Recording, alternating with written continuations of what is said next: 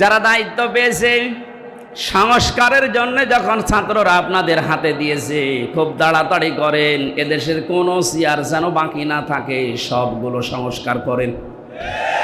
কারণ এই জালেমদের দোসর এইগুলো। 1628টা চেয়ার ছিল বাংলাদেশে, মেন চেয়ার, এই চেয়ার না, ওইগুলো, ওই চেয়ারগুলো দিয়ে এ দেশ পরিচালিত হইতো। আর ডিরেকশন আর তো দাদার কাছ থেকে। সুতরাং আমরা চাই এদেশের এই 1628টা চেয়ারের একটা চেয়ারেও যেন কোনো জালেম না থাকে, জালেমের দোসররা না থাকে, সবগুলো সংস্কার করে নতুন মানুষ এনে বসান। হ্যাঁ, কথা বলেন না কেন? এটা করার জন্য আপনাকে সময় কিছুদিন দেওয়া লাগবে না, 10 মাস 10 দিন, নাই তো কি ফ্ল্যাক্সি লোড করে নিয়ে আসবে।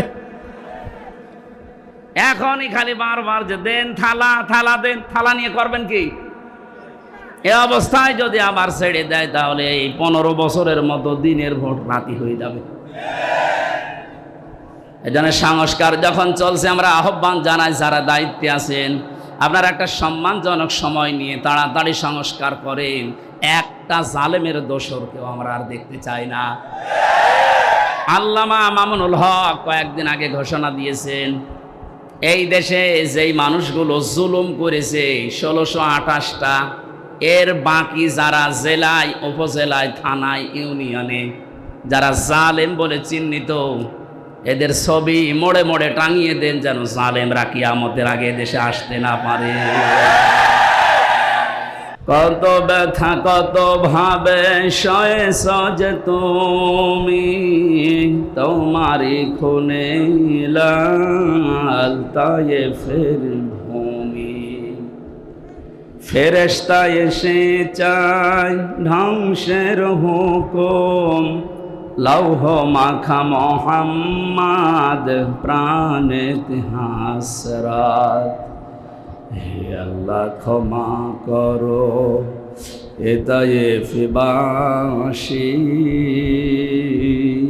তায়েফবাসীর, এরা বোঝেনি তো আমি যে মোহাম্মদ, হৃদয়ে মোহাম্মদ। আলহামদুলিল্লাহ, বাংলাদেশের ঐতিহ্যবাহী এলাকা জনপদ রংপুর, পার্বতীপুর কেরামত আলী নুরানি হাফিজিয়া মাদ্রাসার উদ্যোগে দস্তারবন্দি উপলক্ষে এক বিশাল তাফসিরুল কোরআন মাহফিল। শব্দের দিকে তাকিয়ে দেখতে পাচ্ছেন, এটা ইসালে সওয়াব নয়। এই তথাকথিত যে সমস্ত নাম দিয়ে মানুষ সওয়াবের নিয়তে করে, আমরা দেখি 63 দিন ধরে চলছে নবীর মিলাদুন নবী, এইরকম অনুষ্ঠান এটা নয়। এটা আল্লাহর কোরআনের তাফসির মাহফিল। কোরআনের পাখির কয়েকটা কথা আমার মনে পড়ে। উনি বলেছিলেন, জালেমরা এদেশে ইঁদুরের গর্ত পাবে না, একটাও পাচ্ছে না। ইঁদুরের গর্ত যে পাচ্ছে না তার প্রমাণ হচ্ছে এই যে হাউং আঙ্কেল, কি নাম যেন,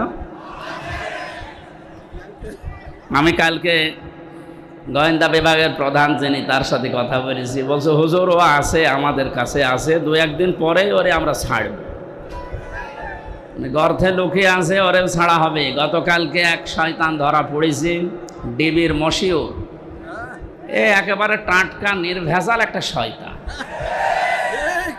আমি দেখিনি, পরবর্তীতে রিমান্ডে দেখেছি একবার। আমার মনে হয় শয়তান তো আমি জীবনে দেখিনি, যদি দেখতাম তো এরকম হতো। একেবারে নির্ভেজাল টাটকা একটা শয়তান আসে মাঝে মাঝে, এমন এমন গালি দেয় আলেমদের। জেলখানার ভেতরে সবচেয়ে এই লোকটার নাম বেশি পাওয়া গেছে 3 বছর। আমার মনে হয় জামাত আর বিএনপির লোক যদি ওরে পায়, ওরে ছিঁড়ে খেয়ে ফেল, কারণ ও যা করিস।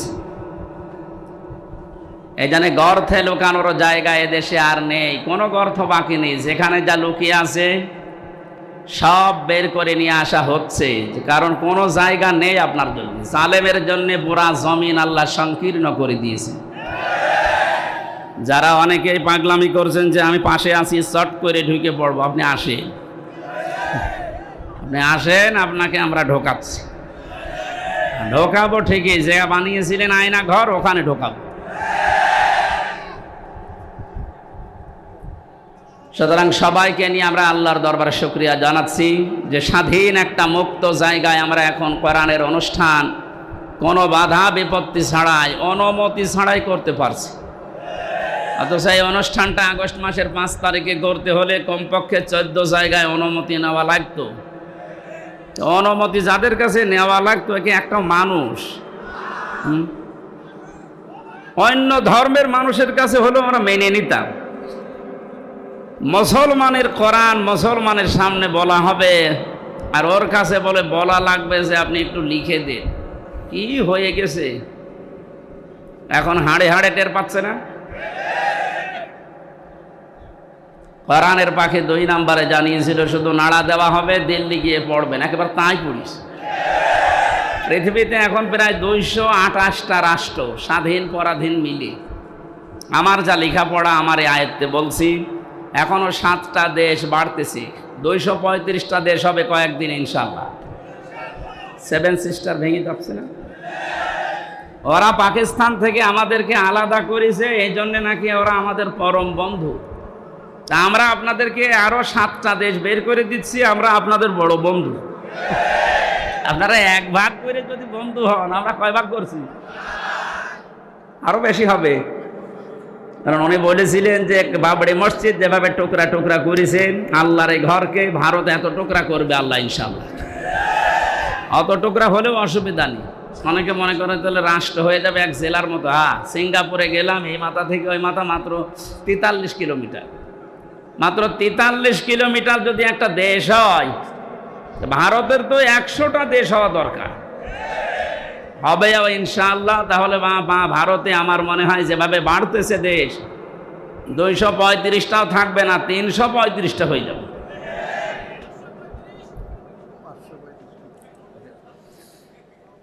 ওনার আর একটা স্বপ্নের কথা বলছে, উনি জানিয়েছিলেন এই দেশে জালেমদের নাকের উপরে কালেমার পতাকা পথ করে উড়বে।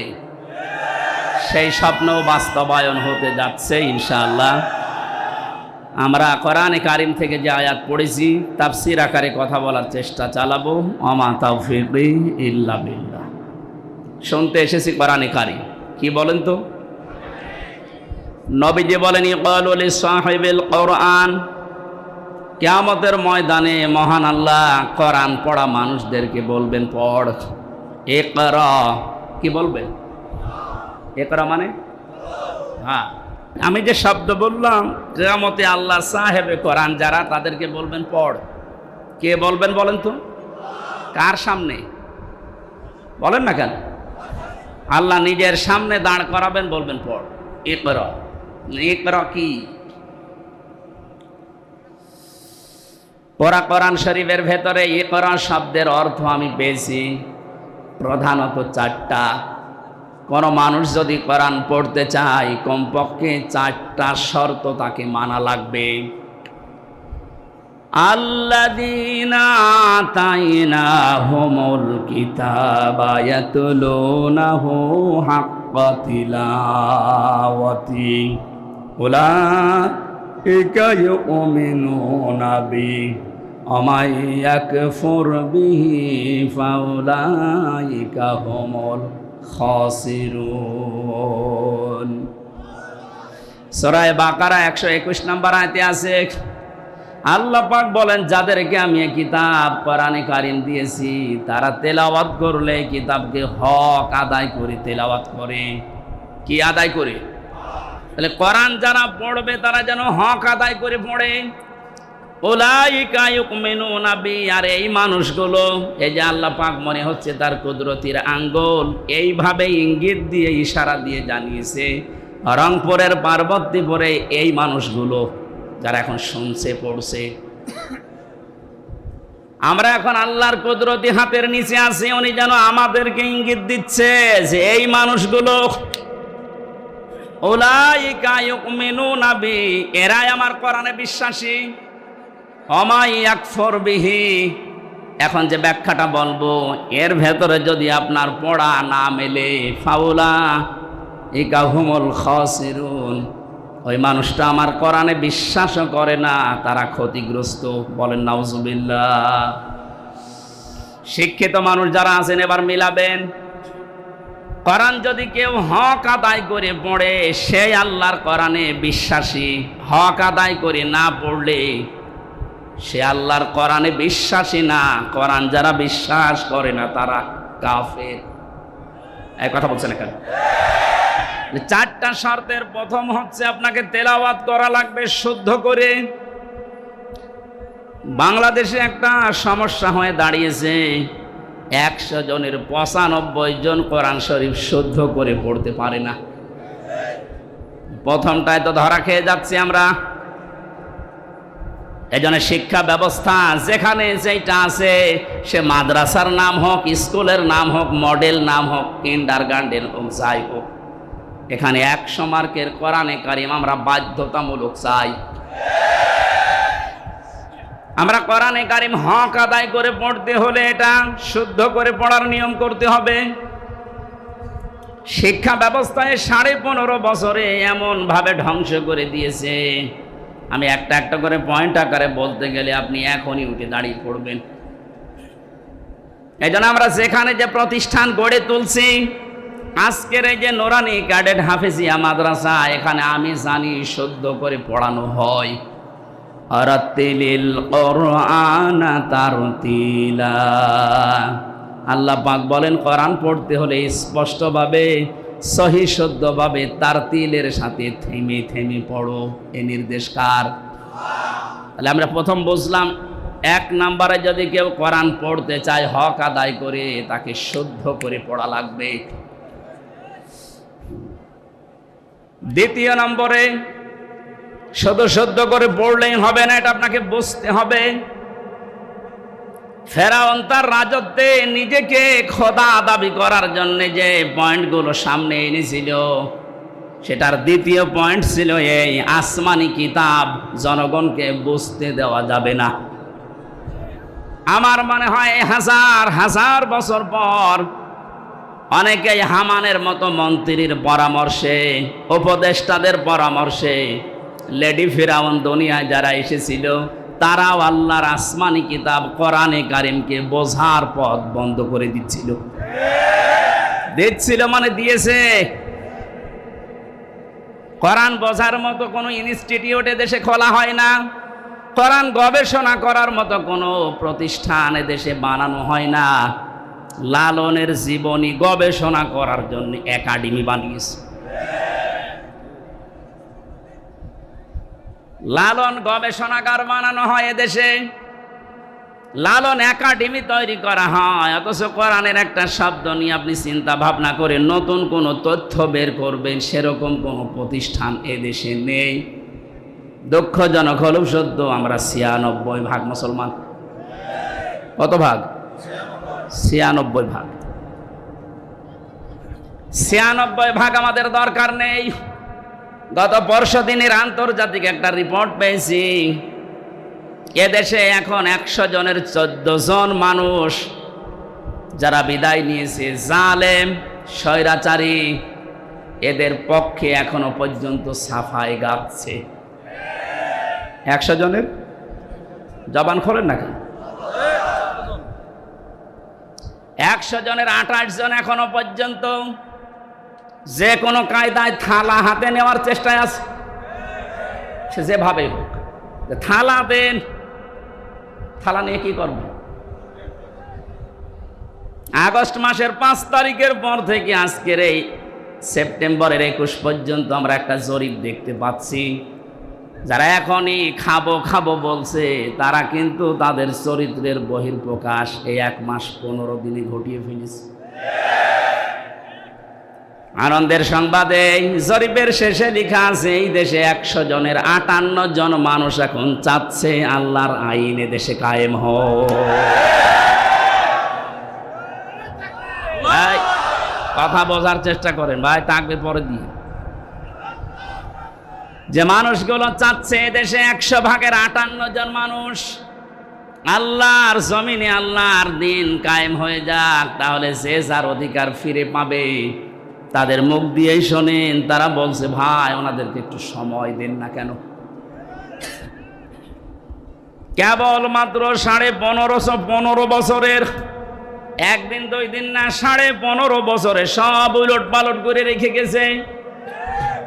যারা দায়িত্ব নিয়েছে তাদের প্রতিদিনের বক্তব্য এটা যে হাত দেব কোথায়, যেখানে হাত দেয় সেখানে দুর্নীতি।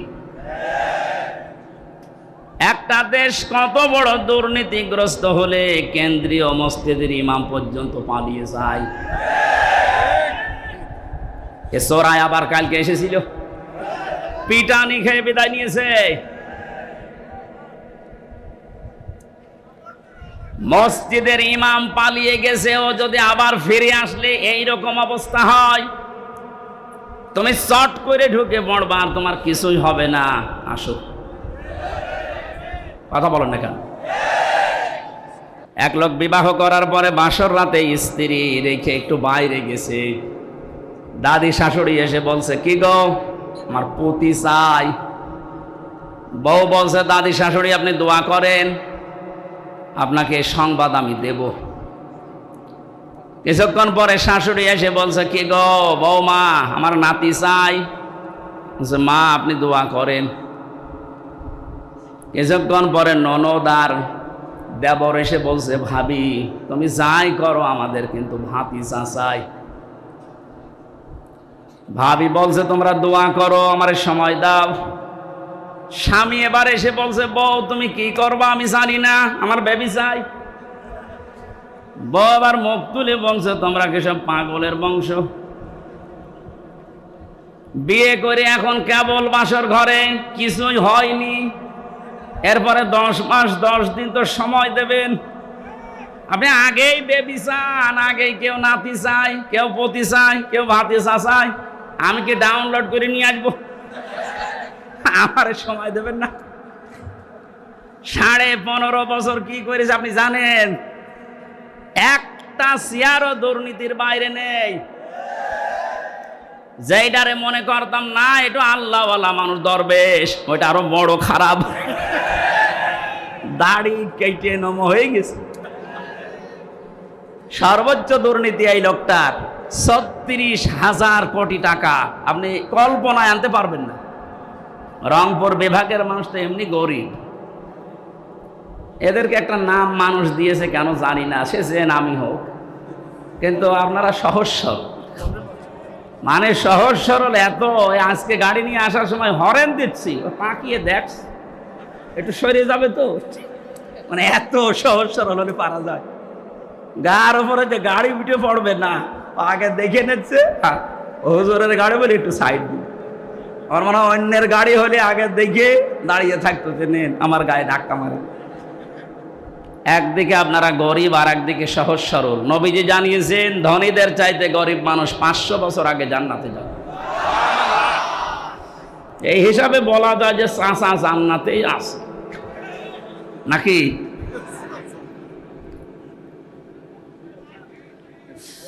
আমার ভাইরা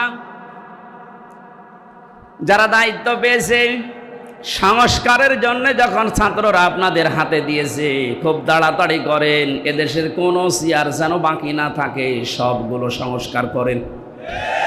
কারণ এই জালেমদের দোসর এইগুলো। 1628টা চেয়ার ছিল বাংলাদেশে, মেন চেয়ার, এই চেয়ার না, ওইগুলো, ওই চেয়ারগুলো দিয়ে এ দেশ পরিচালিত হইতো। আর ডিরেকশন আর তো দাদার কাছ থেকে। সুতরাং আমরা চাই এদেশের এই 1628টা চেয়ারের একটা চেয়ারেও যেন কোনো জালেম না থাকে, জালেমের দোসররা না থাকে, সবগুলো সংস্কার করে নতুন মানুষ এনে বসান। হ্যাঁ, কথা বলেন না কেন? এটা করার জন্য আপনাকে সময় কিছুদিন দেওয়া লাগবে না, 10 মাস 10 দিন, নাই তো কি ফিলাক্সিলট করে নিয়ে আসবে। এখনই খালি বারবার যে দেন থালা, থালা দেন, থালা নিয়ে করবেন কি? এ অবস্থায় যদি আবার ছেড়ে দেয় তাহলে এই 15 বছরের মতো দিনের ভোট রাতি হয়ে যাবে। এজন্য সংস্কার যখন চলছে, আমরা আহ্বান জানাই যারা দায়িত্বে আছেন, আপনারা একটা সম্মানজনক সময় নিয়ে তাড়াতাড়ি সংস্কার করেন। একটা জালেমের দোসরকেও আমরা আর দেখতে চাই না। আল্লামা মামুনুল হক কয়েকদিন আগে ঘোষণা দিয়েছেন, এই দেশে যেই মানুষগুলো জুলুম করেছে 1628টা, এর বাকি যারা জেলায়, উপজেলায়, থানায়, ইউনিয়নে যারা জালেম বলে চিহ্নিত, এদের ছবি মোড়ে মোড়ে টাঙিয়ে দেন, যেন জালেমরা কিয়ামতের আগে দেশে আসতে না পারে। এই দাবি আপনারা করেন না? জালেমরা আসতে পারবে না, সব ছবি টাঙিয়ে দেন, আসুক। শর্ট করে ঢুকবে, আমরাও শর্ট করে ধরবো, শর্ট করে আর একেবারে আয়না ঘরে লাগিয়ে দেবো। আমি 10 দিন ছিলাম মাত্র, এই আমার জীবন অতিষ্ঠ হয়ে গিয়েছিল। আর ব্যারিস্টার আরমান 8 বছর। আপনি ভাবতে পারেন কত বড় কঠিন জায়গা এটা। মুফতি ফখরুল ইসলাম আমার সাথে ছিল জেলখানায়। উনি বলছিল, আমার যখন এই আয়না ঘরে নিয়ে যায়, মাটির নিচে এই পায়ের ভেতর দিয়ে হাত উপর দিয়ে দিয়ে সামনে যে রডের বেড়া দেওয়া আছে, এই রডের সাথে দিয়ে হাত তালা লাগিয়ে দিত। আপনি যেহেতু কায়দ হবেন না, সেই কায়দা নেই। আমারে বলতো, হামজা ভাই, আমার মাঝে মাঝে মনে হতো আল্লাহ হয় মরণ দাও, না একটু শোয়ার ব্যবস্থা করে দাও। এই যে শুয়ে থাকা, এটা যে কত বড় নিয়ামত আল্লাহর, আমি ওই কতদিনে টের পেয়েছি। হাত যদি শুধু বেঁধে রাখতো তাও তো ঘুমানো যায়। হাতে পায়ের ভেতর দেয়, সামনের দিকে রডের বেড়া ওর সাথে লাগিয়ে তালা লাগিয়ে দেয়। দেখ, 1.5 মিনিট সময় দেয় টয়লেট করার জন্য। আর খাবার যা দেয় মনে হয় কেউ মাখিয়ে রেখেছে, ওইটাই এনে দেয়। খালে খান, না খেলে মরে যান। মানে মরে গেলে তো আর অসুবিধা নেই, কেউ তো জানে না যে ও আছে কিনা, এমনি মানুষ মরে যায়। আমার নাই ভেতরে কোরআন শরীফ ছিল, প্রতিনিয়ত আমি কোরআন শরীফ পড়তাম আর বিভিন্ন দৃশ্য ভুলে থাকতাম। কিন্তু যারা হাফেজ না, কোরআন শরীফ নেই, তাদের কি অবস্থায় 8টা বছর কেটেছে বলেন তো। আমার 3 বছরই যেতে চাই না, আমার ডায়াবেটিস হয়ে গেছে, অথচ আমার শরীর চলে না। এই শরীরে ডায়াবেটিস হলে মেনে নেওয়া যায়? কি কষ্ট দিয়েছিল ওই মানুষগুলোকে। আমার মনে হচ্ছে এই দেশের 18 কোটি মানুষ যদি এই জালেমকে মাফ করে দেয়, ব্যারিস্টার আরমানের বউ জীবনও মাফ করবে।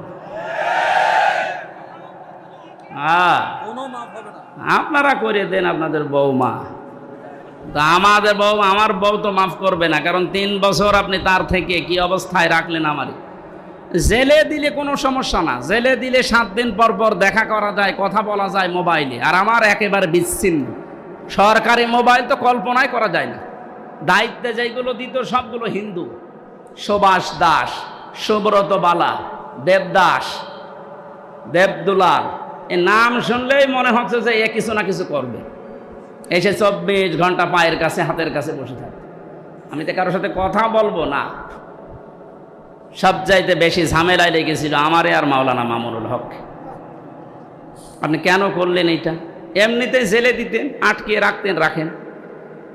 কয়েকদিন আগে আমার মামলা সব খারিজ হয়ে গেছে। মানে আগস্টের 5 তারিখের পরে যেই মামলা তুলেছে সব খারিজ করে দিয়েছে বিচারপতি। বলছে কি দেখে মামলার বিচার করবো, এর ভেতরে কোনো মাল নেই, যা। আমি বলতে গেলাম যে বিচারপতি, এ 3 বছর তো আপনার কাছেই ছিল, তখন তো বলেননি যে কোনো মাল নেই, এখন বলছেন কোনো মাল নেই, কি দেখে বিচার করব। উনি এইটাই বলতো যে হুজুর আমার হাত বাঁধা ছিল। কি ছিল? এখন আমার হাত খোলা আছে, এখন আর তো কেউ বাধা দেওয়ার মতো নেই। এখন সত্যটা আমি সত্য বলে জানিয়ে দিলাম যে আপনি নির্দোষ, কোনো দোষ আপনার আমি পাইনি। আমার মনে হয় এদেশে 1628টা চেয়ার যে আছে, শুধু একটা চেয়ারের হাত খোলা ছিল, আর বাকি 1627টা চেয়ারের হাত বাঁধা ছিল।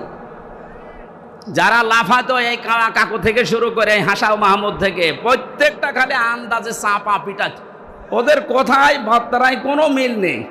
ওই একজনের শুধু হাত খোলা, উনি যা বলবে ওদের বলে আজকে এখন দিনে রাত 11টা 10 বাজে, ও যদি বলতো দিনের 11টা 10, এ জালেমের দোসরগুলো বলতো ঠিক আছে।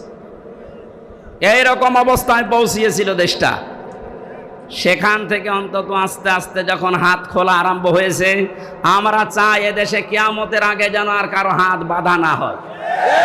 যে যেখানে আছে সব হাত খোলা থাকবে আবু সাইদের মতো। কথা বলেন ঠিক কিনা?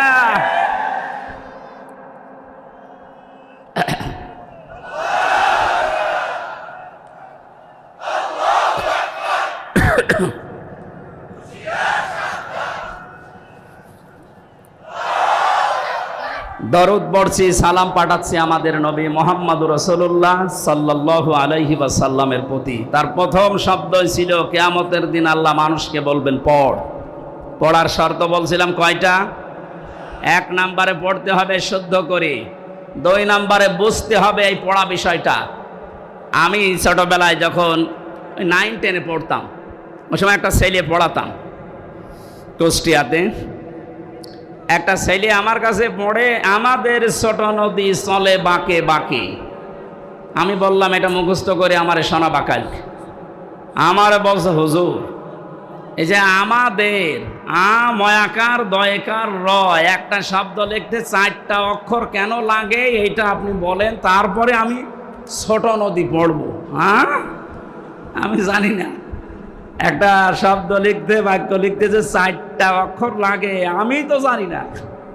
চিন্তা করলাম আল্লাহ এর বয়স কয় বছর, এখনো দুধ ছাড়েনি, আর এ একটা শব্দ পড়বে সামনের শব্দে যাবে না যতক্ষণ আগেরটা না বুঝবে।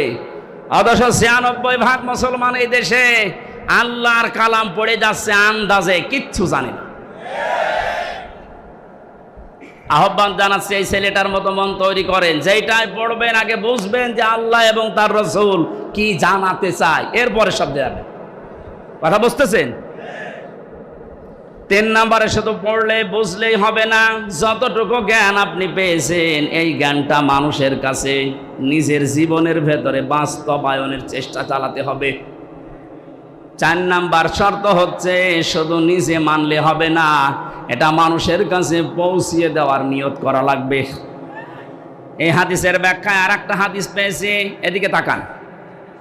আন আবি হুরায়রা রাদিয়াল্লাহু তাআলা আনহু قال قال النبي সাল্লাল্লাহু আলাইহি ওয়াসাল্লাম, নবীজি বলেন বাল্লিগু আন্নি ওয়ালাউ আয়া। তোমরা যদি একটা বাক্য জেনে থাকো ওটা মানুষের কাছে পৌঁছিয়ে দাও। বাল্লিগ দেননি নবীজি, বাল্লিগু বহু বচন। আলেম যারা আছেন তাদেরকে বলছি, কোরআনে কারিমে আল্লাহ বাল্লিগু দেয়নি, দিয়েছেন বাল্লিগ। ইয়া আইয়ুহার রাসূল বাল্লিগ মা উনজিলা ইলাইকা মির রাব্বিক। হে রাসূল আপনি তাবলীগ করেন, প্রচার করেন, ছড়িয়ে দেন, ছিটিয়ে দেন, জানিয়ে দেন, মানুষের ভেতরে প্রচার করেন যেটা আপনার রব আপনাকে দিয়েছে, তার নাম কোরআন শরীফ। তার নাম কি? আরো জোরে বলেন। কিন্তু এই কোরআন প্রচার করতে গিয়ে আপনার মনের ভেতরে যেন 2টা জিনিস কখনো না আসে। কিতাবুন উনজিলা ইলাইকা ফালা ইয়াকুন ফি সাদরিকা হারাজুম মিনহু লিতুনদিরা বিহি ওয়া যিকরা লিল মুমিনিন। বলেন আল্লাহু আকবার। আল্লাহ পাক বলেন এই যে কিতাবে কোরআন আপনাকে দিলাম, এটা যখন মানুষের মাঝে প্রচার করবেন তখন আপনি যেন কোনো ভয় পাবেন না, কোনো দ্বিধা দ্বন্দ্ব সংশয় সন্দেহ এগুলো আপনার মনের ভেতরে কাজ না করে। হারাজনের ব্যাখ্যায় মুফাসসিরিন ইকরাম লিখেছেন 2টা বিষয়। 1 নম্বরে কোরআন প্রচার করতে গিয়ে কখনো এই ভয় পাবেন না যে মানুষ হয়তো না বুঝে অনেকেই মন খারাপ করতে পারে। এরকম মানুষ দেশে নেই? আছে। আল্লাহ যেটা জানাতে চাই আমিও ওইটা বলতে চাই। তো অনেক মানুষ আছে কোরআনের এই বক্তব্য না বোঝার কারণে আন্দাজে মন খারাপ করে থাকে, ও মনে করে আমারে বলতেছে। 2 নম্বরে কোরআনে কারিমে আল্লাহ যেগুলো দিয়েছেন ইবাদত হিসাবে, আবাহমান কাল থেকে অনেকে এমন এমন ইবাদত আবিষ্কার করে করে যাচ্ছে যেগুলো আসলে কোরআনে নেই, ইসলামে নেই। হে নবী, আপনি যখন কোরআনের তাফসির করবেন তখন ওইগুলো তো টিকবে না। ওই মানুষগুলো তখন আপনার প্রতি মন খারাপ করবে, খারাপ ধারণা করবে। আজকে বাংলাদেশে যেমন মাজারওয়ালারা করছে, মাজারের কোনো অস্তিত্ব কোরআন হাদিসে আছে? হ্যাঁ আছে। আপনি মাজারকে সংরক্ষণ করে রাখেন, কোনো ইহানত যেন না হয়, অপমান না হয়, গরু ছাগল যেন নষ্ট না করে। তাই বলে সেখানে সেজদা দেওয়া লাগবে, গাঁজা খাওয়া লাগবে, নারী পুরুষ জেনা করা লাগবে, কোথায় পেয়েছেন? আমরা তো এই মাজারের বিরুদ্ধে, যেখানে গাঁজা খাওয়া হয়, যেখানে নারী পুরুষের অবাধ মেলামেশা হয়। কথা বলেন না কেন? এরকম মাজার দেশে নেই। আপনি আমার সাথে চলেন, আমি দেখাবো চট্টগ্রামে অধিকাংশ গুলোতে গাঁজার ফ্যাক্টরি আর নারী পুরুষের অবাধ জেনা। যেগুলো আবাসিক হোস্টেলগুলোতে হয়ে থাকে ওইগুলো মাজারে হচ্ছে প্রকাশ্যে। তাও হক্কানি আলেমরা কোনোদিন এটা দেখার পরে, জানার পরে সহ্য করতে পারে? এতদিন পর্যন্ত জালেমরা ওদেরকে পাত্তা দিত, জালেমরা ব্যবসা করে খেত, এই কারণে কিছু বলতো না। জালেম যেহেতু নেই এখন, আলেমরা এই জন্যে এত বেশি সতর্ক করছে যে মাজারের অস্তিত্ব যেন না থাকে, গুড়িয়ে দেন। কারণ আলেমরা দেখিয়ে এসেছে যে হাজী সাহেব প্রধান অতিথি, সভাপতি, সভাসী। হযরতে ওসমানের কবর আমি দেখেছি, খালি একটা পাথর দেওয়া আছে, বোঝা যাচ্ছে না। আর বাংলাদেশে গরু ছাগল মরে গেলেও কবর 3 তলা হয়। হযরতে ওসমানের মতো দামি মানুষ আপনার বাবা, যার কবর পাকা করা লাগবে। তাহলে বাল্যেগর আমি ব্যাখ্যা করছিলাম যে বাল্যেগ না দিয়ে আল্লাহর নবী বাল্যেগও দিয়েছেন। এটা শুধু আমির হামজার কাজ না, যে যতটুকু জানবে ওইটাই তার প্রচার করা লাগবে, এটা ফরজ মনে করি। বাংলাদেশে দায়িত্ব যদি যিনি ছিলেন পালিয়েছে, তিনি সহ যে সেখানে আমরা আছি মুসলমান যারা দাবি করি, প্রত্যেকে নবীর এই কথাকে যদি ফরজ মনে করে পালন করতে পারতাম, এই 15.5 বছরে কোনো কোরআনের মাহফিল বন্ধ হতো না।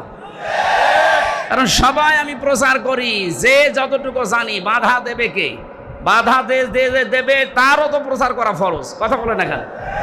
আমরা এই হাদিস না বোঝার কারণে আজ বহু বাধার সম্মুখীন হয়েছিলাম। এখন এটা যেহেতু মানুষ জানছে যে আমি যদি জানি কুল হু আল্লাহু আহাদ, এইটাও প্রচার করা নামাজের মতো ফরজ। তাহলে কোরআন পড়তে হবে। এই করার ব্যাখ্যা বললাম 4টা: শুদ্ধ করে পড়া, নিজে বোঝা, নিজে ওর ওপরে কাজ করা, আর এটা মানুষের কাছে পৌঁছিয়ে দেওয়া। আল্লাহ এই 4টা শর্ত যারা মানে তাদেরকেই বলেন উলাইকা ইউমিনুনা বি, এরাই কোরআনে বিশ্বাসী। আর এই 4টা যারা মানে না, শুদ্ধ করে হয়তো পড়ায় কিন্তু বোঝে না, বুঝলেও হয়তো ওটা জীবনে মানে না, মানলেও এটা যে প্রচার করা লাগবে এই কাজে সে নেই, এটাকে সে ফিতনা মনে করে না। প্রচার করতে গেলে না জানে আবার কে কি মনে করে, মন খারাপ করে কিনা, না বুঝে আবার উল্টাপাল্টা ধারণা আসে কিনা, সমস্যা হয় কিনা, এই জন্যই তো অনেকে চুপ থাকে। কথা বলেন। আমার রিমান্ডে 10 দিনই একই প্রশ্ন করেছিল যে অত বেশি বলার দরকার কি? আপনি চুপ থাকতে পারেন না, তাহলে তার এই মাটির নিচে আসা লাগে না।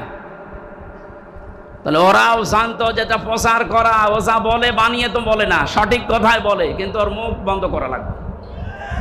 যেন এমন এমন কড়া কড়া কাজ করেছিল আমার সাথে, আমার 11 ঘন্টা টাঙিয়েছি, কালো কাপড় দিয়ে চোখ বেঁধে, সামনে না পেছনে হাত বেঁধে, ডান্ডা বেড়ি লাগিয়ে, মাজায় দড়ি দিয়ে টাঙিয়েছি।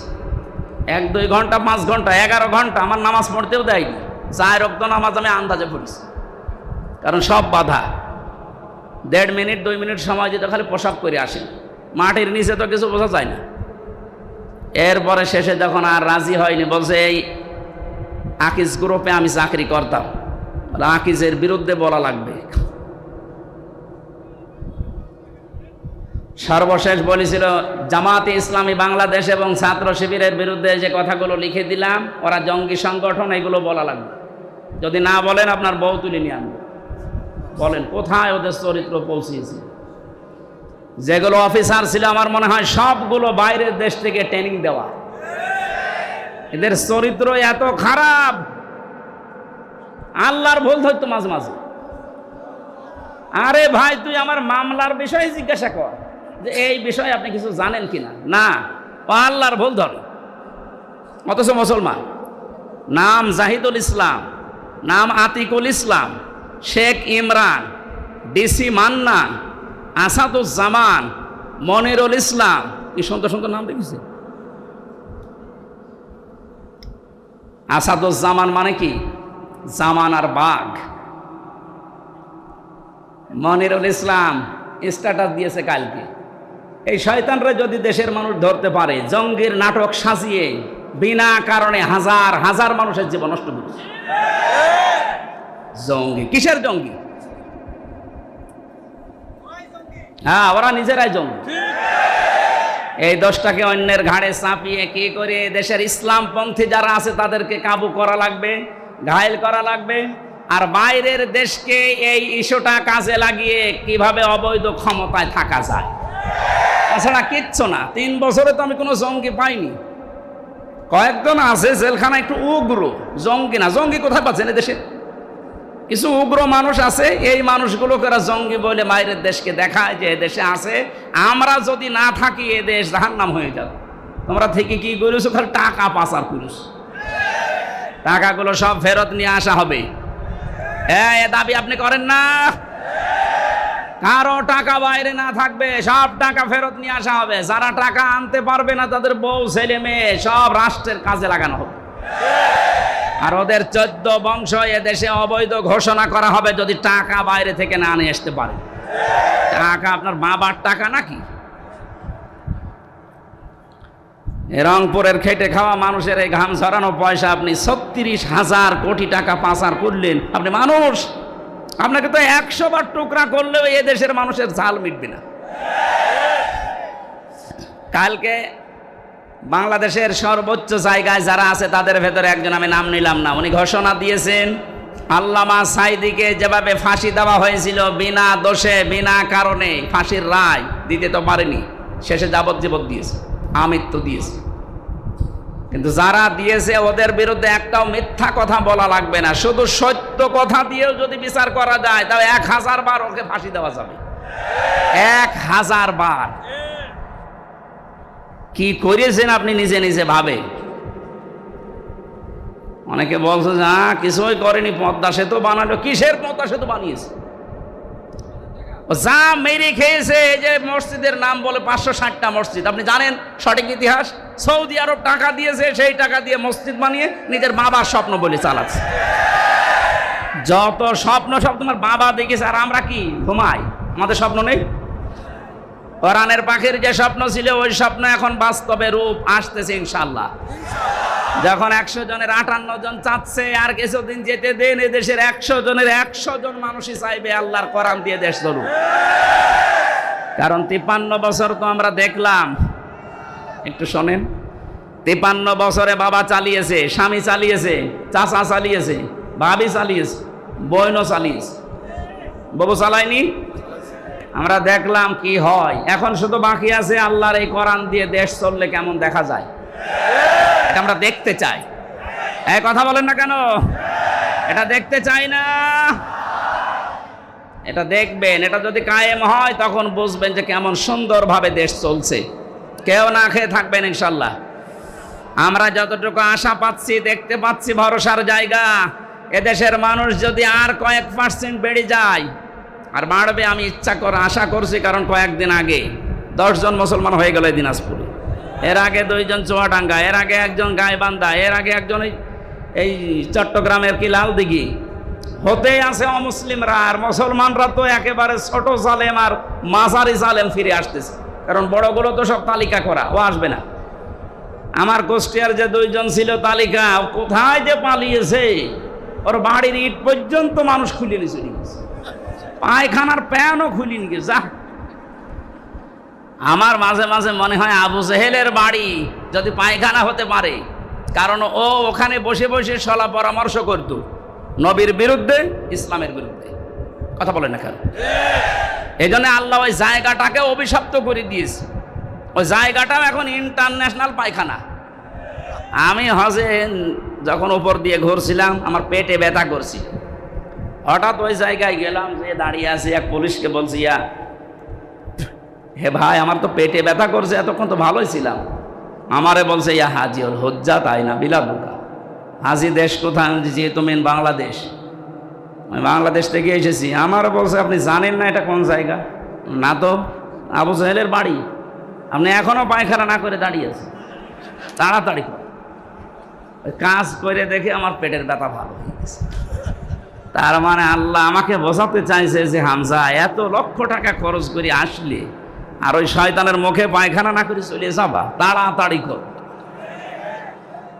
কাবার পাশে ওর বাড়ি, এত দামি জায়গা, শুধু ইসলামের বিরুদ্ধে অবস্থান নিয়ে জালেমের থাকার জায়গা যদি আল্লাহ গজবের জায়গা বানিয়ে দেয়, এ বাংলাদেশেও যে সমস্ত জায়গায় বসে বসে আলেমদের বিরুদ্ধে, ইসলামের বিরুদ্ধে ষড়যন্ত্র করত, ওই জায়গাগুলো জাতীয় পায়খানা বানানো। আমার কে বললাম বুঝিয়ে বলছেন তো ঠিক নাকি আন্দাজে? আবু জাহেলের বাড়ির সাথে এ বাড়ির যাদের মিল আছে, সে যে নম্বরই হোক, এই নম্বরগুলো আমরা পায়খানা বানাতে চাই। সারা বিশ্বের মানুষ দেশ দেখতে আসবে আর জানবে যে এই জায়গায় গেলে পেটে ব্যথা হবে। কথা বলে না কেন? কারণ এই গজবের জায়গা এগুলো, যেখানে ইসলামের বিরুদ্ধে ষড়যন্ত্র হয়তো বসে বসে দুর্বিসন্ধি করত, কি করে আলেমদের ফাঁসি দেওয়া যায়, কি করে আলেমদের আটক করে রাখা যায়। মামলাটা আমার 31 বার উঠেছিল, জামিন দেয়নি। অথচ জালেম চলে যাওয়ার পরেই মামলা তুলেছি, কোনো কিচ্ছু নেই, একবারে খালাস করে দিয়েছে। তার মানে ওর হাত ছিল। বিচারপতি বারবার বলতো আমার কাছে কেন আসেন, হাইকোর্টের বিচারপতি বলছে আমার কাছে কেন আসেন, আমার হাত বাঁধা। উপর থেকে যতক্ষণ পর্যন্ত আল্লাহর ওই অলি সিগন্যাল না দেবে কিছুই করা নেই। কোথায় ছিলাম আমরা, বিচার ব্যবস্থাকে কোথায় পৌঁছিয়ে দিয়েছে। আজকে প্রধান বিচারপতি যে কথাগুলো জানিয়েছে, আমার মনে হয় এই কথাগুলো বাংলাদেশে অতি শীঘ্র, অতি দ্রুত কার্যকারী করা দরকার। তাহলে ন্যায় বিচার এদেশে কায়েম হবে ইনশাআল্লাহ। যারা দায়িত্বে আছে আল্লাহ তাদেরকে ওমরের মতো যেন বানিয়ে দেন, বলেন আমিন। আমরা হাদিসের এখনো 5-6টা শব্দ ছিল সামনে, অরাত্তিল কামা কুনতা তুরাত্তিলু ফিদ দুনিয়া। এই শব্দগুলোর ব্যাখ্যা আপনারা আশপাশে যারা আলেম আছে এনাদের কাছে জেনে নিয়ে আমরা তাফসীরুল কোরআন মাহফিলে প্রবেশ করছি। সূরা নসর, কোন সূরা বলেন বলেন? নসর না নাসর? নুন সোয়াদ র। নাসরুন শব্দের শাব্দিক অর্থ হচ্ছে সাহায্য, আর নুন সিন র নাসর মানে ঈগল পাখি। এই জন্য যারা এই সূরাটা পড়তে গিয়ে সোয়াদ না বলে সিন দিয়ে উচ্চারণ করেন, আপনার কিন্তু নামাজ হবে না। কারণ নামাজ ভাঙার কারণ 19টা, তার ভেতরে প্রথম কারণ কোরআন যদি কেউ অশুদ্ধ পড়ে। এবার তেলাওয়াত করবেন শুদ্ধভাবে। আমরা প্রবেশ করছি। ফাউযু বিল্লাহি মিনাশ শাইতানির রাজিম। বিসমিল্লাহির রহমানির রহিম। ইযা জাআ নাসরুল্লাহি ওয়াল ফাত। সূরা নসরে 3টা আয়াত আল্লাহ দিয়েছেন। কোরআন শরীফে 3 আয়াত বিশিষ্ট সূরা আছে, 3টা, আসর, নসর আর কাউসার। কয়টা সূরা? এর ভেতরে মাত্র 3টা আয়াত আছে। আমার তো যতটুকু কোরআনের উপরে পড়াশোনা করা আছে, এই নসরের ভেতরে আল্লাহ এত কথা দিয়েছেন, তাফসীর আকারে যদি আমি কিয়ামত পর্যন্ত হায়াত পাই তাও এত কথা শেষ করা সম্ভব না। এত কথা এই সূরার ভেতরে আছে। নসর শব্দের শাব্দিক অর্থ সাহায্য। আল্লাহ বলেন যখন আসবে আমার সাহায্য তখন আপনি বিজয় দেখতে পাবেন। তাহলে বিজয় আসার শর্ত সাহায্য। বিজয় আসার শর্ত কি? এই 15.5 বছর পরে যে বিজয় এসেছে এটা আল্লাহর সাহায্যে এসেছে। মাধ্যম বৈষম্য বিরোধী ছাত্র আন্দোলনে যারা জীবন দিল এরা মাধ্যম, আর যারা 2700 এখনো হাসপাতালের বেডে কাতরাচ্ছে। আমরা এদেশের দায়িত্বে এখন যারা আছেন তাদেরকে আহ্বান জানাচ্ছি, বাংলাদেশে এখনো যারা হাসপাতালে কাতরায়, বিশেষ করে স্বাধীনতা এই যুদ্ধে যারা আহত হয়েছে, প্রত্যেককেই যেন পুনর্বাসন করা হয় তা সঠিকভাবে এবং স্থায়ীভাবে। কথা বলেন ঠিক কিনা? এরা জীবন্ত শহীদ, কারো চোখ নেই, কারো পা নেই। আমি কুষ্টিয়া হাসপাতালে এই 6 তারিখে গিয়েছিলাম দেখার জন্য। 5 তারিখে স্বাধীন হয়েছে, 6 তারিখে সকালে গিয়ে দেখি একজনের অন্ডকোষ উড়ে গেছে, একজনের চোখ উড়ে গেছে। আমার যতটুকু সমর্থ ছিল আমার বাবার আমি নিজের পক্ষ থেকে বাড়িগুলো ওই শহীদদের বাড়ি গিয়ে সাহায্য করে এসেছি। রাষ্ট্রকে আহ্বান জানাচ্ছে আপনারা এগিয়ে আসেন। এই দরবেশের টাকা এবং এই জালেমাদের টাকা পয়সা সবগুলো বাজেয়াপ্ত করে এদের পেছনে খরচ করে। আমার ভাইরা, এজন্য যে বিজয় আমরা পেয়েছি এটা আল্লাহর সাহায্যে, তাছাড়া সম্ভব ছিল না। 15.5 বছর এদেশে বহু মানুষ চেষ্টা চালিয়েছে, পারে নাই। আমার মনে হচ্ছে আবু সাইদ, মুগ্ধ, রায়হান, ইয়ামিন সহ এই ছেলে মেয়েদেরকে আমার আল্লাহ পাক এই দেশে আবাবিল পাখির মতো পাঠিয়েছে। ইযা জাআ নাসরুল্লাহি ওয়াল ফাত, যখন আসবে আল্লাহর সাহায্য, হে নবী আপনি বিজয় দেখতে পাবেন। আর বিজয় যখন আসবে, যে 7টা জিনিস পর পর দেখা যাবে, তার 1 নম্বরে ওয়ারাআইতান নাসা ইয়াদখুলুনা ফি দীনিল্লাহি আফওয়াজা, আপনি দেখতে পাবেন দলে দলে পালে পালে মানুষ ইসলামে প্রবেশ করছে। কোথায়? বলেন বলেন। এই সুযোগটাকে যেন অন্যদিকে না নিয়ে যায়। এখানে ফরিদপুর থেকে শুরু করে এই যে পঞ্চগড়ে অনেকে এখন কাজে লেগে পড়েছে বিভিন্ন মিশনারির নাম দিয়ে। সাদা পোশাকে তারা আসতেছে, নারী আর পুরুষ সবার পোশাক সাদা। ওরা এখন খ্রিস্টান ধর্মের নাম না, ঈসাই ধর্মের নাম দিয়ে মানুষদেরকে ওই ধর্মে নিয়ে যেতে চেষ্টা চালাচ্ছে। এটা বিজয়ের বিপক্ষের অবস্থান। বিজয় আসলে আপনি দেখতে পাবেন দলে দলে মানুষ পালে পালে ইসলামে আসবে, খ্রিস্টান ধর্মে আসবে, হিন্দু ধর্মে আসবে, ইহুদি ধর্মে আসবে। এরকম কোনো কথা আল্লাহ পাক ঘোষণা দেননি। সুতরাং যারা এগুলো করছেন, আপনাদের মতলব অন্যদিকে। আমি কথা বোঝাতে পারিনি, নিচে নামা যাচ্ছে না, সমস্যা আছে। সুতরাং এগুলো যারা করছেন আপনারা থামবেন। এ দেশের বিজয় মুসলমানেরা যখন এনে দিয়েছে, আল্লাহ যেটা জানাতে চায় দলে দলে পালে পালো মানুষ ইসলামে আসবে, এইটাই আমরা দেখতে চাই, অন্য কিছু না। সুতরাং ইহুদি, খ্রিস্টান, কাদিয়ানি, অন্যান্য যত নাম নিয়ে মানুষদেরকে ইসলাম থেকে বের করার চেষ্টা চালাচ্ছেন, এদেশের মুসলমানেরা এখনো বুঝে উঠতে পারেনি। যদি বুঝে উঠতে পারে, মাটি তলা পায়ের নিচে কিন্তু মাটি থাকতে দেবে না। কথা বলেন। আমরা আপনাদেরকে আহ্বান জানালাম, আপনারা থামবেন। যারা অন্য ধর্মের প্রচার করছেন, 96% মুসলমানের দেশে ইসলাম থাকবে, অন্য কিছু না। অন্য যারা থাকবে জিজিয়া দিয়ে থাকবে। কথা বলে না কেন? আপনারা যদি বসবাস করতে চান, হ্যাঁ ওয়েলকাম, স্বাগতম জানাচ্ছি, নিরাপত্তা দিয়ে রাখা হবে, কিন্তু নিজেদের ধর্ম ইসলামের উপরে চাপিয়ে দেবেন না। কারণ আল্লাহর সাহায্য যখন আসে তখন বিজয় আসে। এই আয়াত অনুযায়ী আমরা দেখতে পাচ্ছি বিজয় আসার প্রথম কাজ, মানুষ আসবে ইসলামে। কোথায়? আফওয়াজা শব্দের শাব্দিক অর্থ আলেম যারা আছে জিজ্ঞাসা করেন তো। দলে দলে পালে পালে মানুষ ইসলামে আসবে, এর প্রমাণিত এই যে দিনাজপুরের 10 জন মুসলমান হয়ে গেল। তা আপনি আবার কোত্থেকে কি ঈসাই ধর্ম নিয়ে আসতেছেন? এবার আসেন তো শব্দের দিকে তাকাই। আল্লাহ পাক বলেন, হে নবী আপনি দেখতে পাবেন মানুষগুলো দলে দলে পালে পালে প্রবেশ করছে ফি দীনিল্লাহ, আল্লাহর দিনে। কার দিন? বলেন তো দিন কার? আরো জোরে। আমাদের নাকি দিন?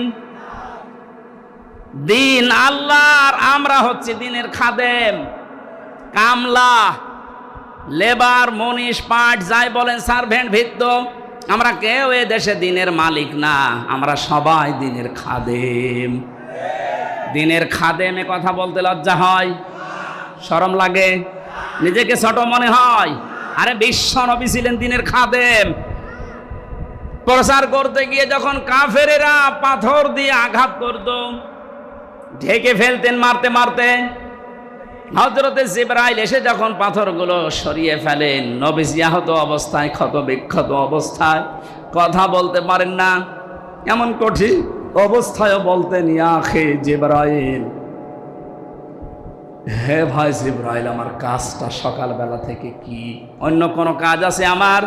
ফেরেশতা জিবরাইল বলতেন, ইয়া রাসূলুল্লাহ, আল্লাহ পাক আমাকে জানাতে চেয়েছেন, বলতে বলেছেন এই কথা যে সকালবেলা থেকে আপনার কাজ এই দ্বীনের খেদমত করা, কারণ দ্বীন প্রচারের জন্য দ্বীনের খাদেম হিসাবে আল্লাহ আপনাকে পাঠিয়েছেন।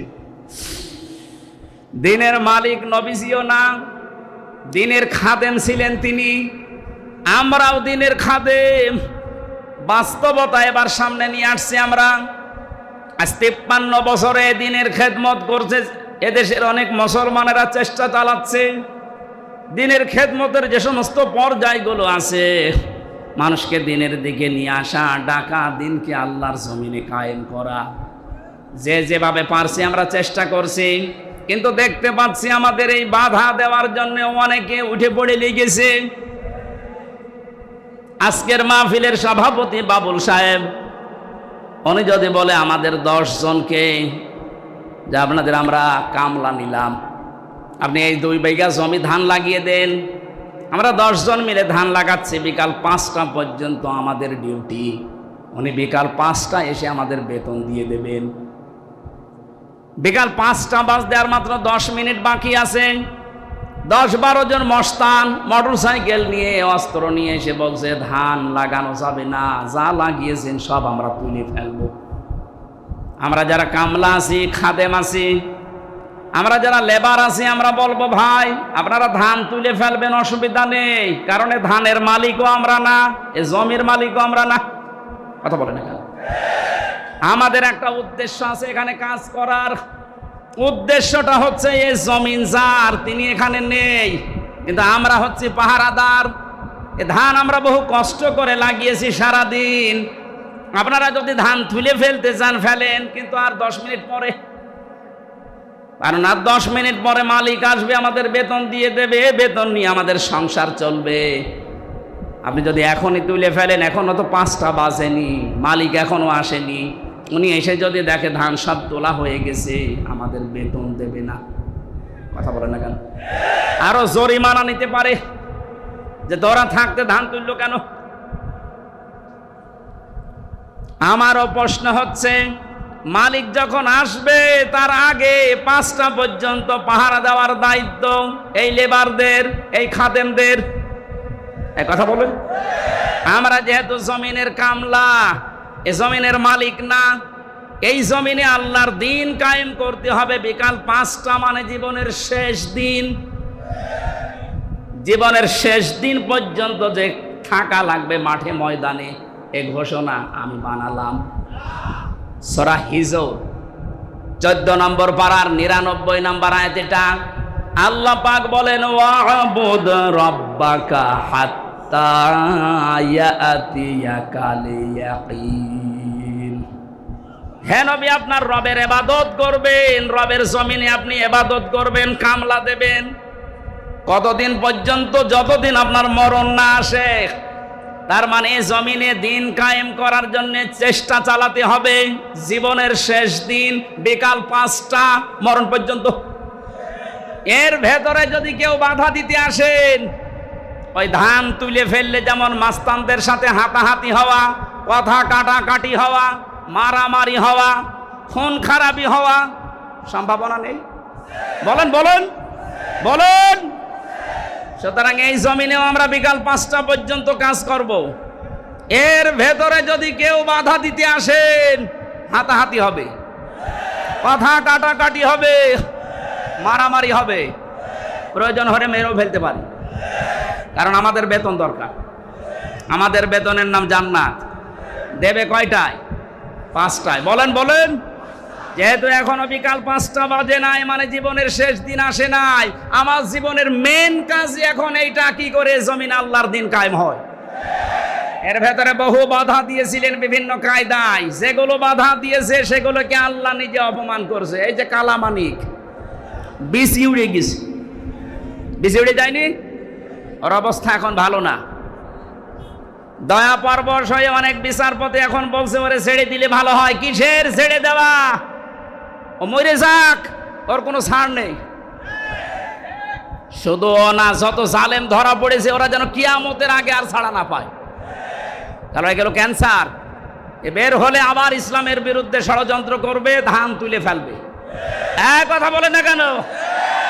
আমি জেলে বসে আছি আর আমার নামে তালিকা করেছে 116 জনের ভেতরে আমার নাম আছে। আরে বেটা, আমি তো বসে আছি 3 বছর।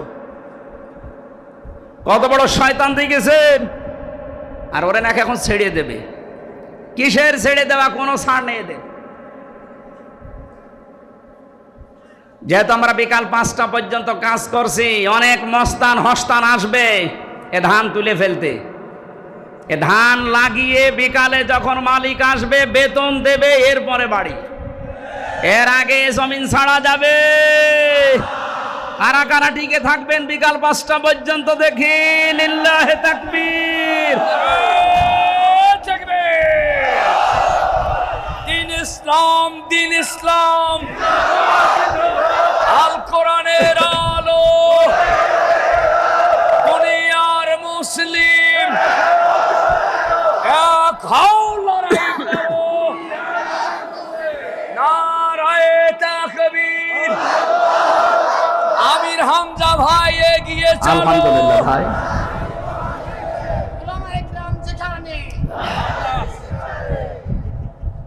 হ্যাঁ, আমাদের একজন উপদেষ্টা গতকালকে জানিয়েছেন এদেশকে সংস্কারের জন্য ওলামা একরামের ভূমিকা রাখতে হবে এবং রাখার সুযোগ দিতে হবে।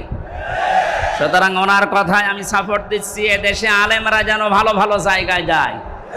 ধর্ম উপদেষ্টা উনি ঘোষণা দিয়েছে এদেশের আলেম এবং মাদ্রাসায় যারা পড়ে শুধুমাত্র মাদ্রাসা আর মসজিদ নিয়ে থাকলে হবে না, স্বপ্ন দেখতে হবে কিভাবে রাষ্ট্র চালানো যায়। কোনো মহিলার দরকার নেই। আমরা চাই এই সমস্ত জায়গাতে যেন পুরুষ মানুষের এবং যে পুরুষ আল্লাহ রসুলকে বিশ্বাস করে দুনিয়া চলে তাদেরকে এই জায়গায় আমরা চাই। কথা বলেন। তাই বলে ফরিদউদ্দিন মাসুদের মতো মানুষ না, রুহুল আমিনের মতো মানুষ না।